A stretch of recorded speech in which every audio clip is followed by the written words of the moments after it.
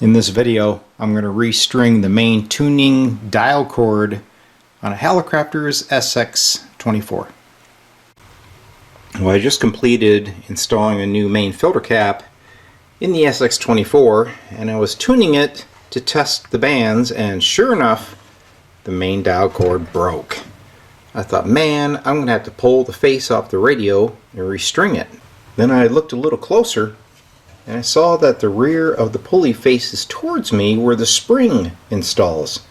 So I think that the dial cord can easily be reinstalled without pulling the face out of the radio. So I've cleaned the shaft. I'm going to get this dial cord off, measure it, and put a new one on.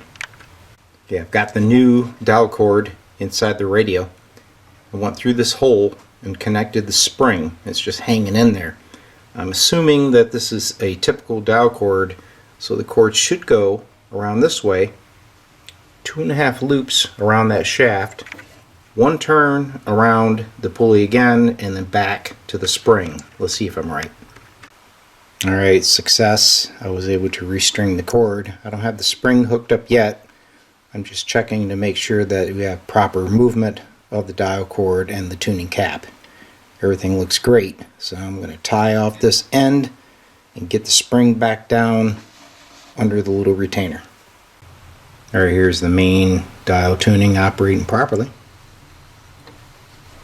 A little bit of a job.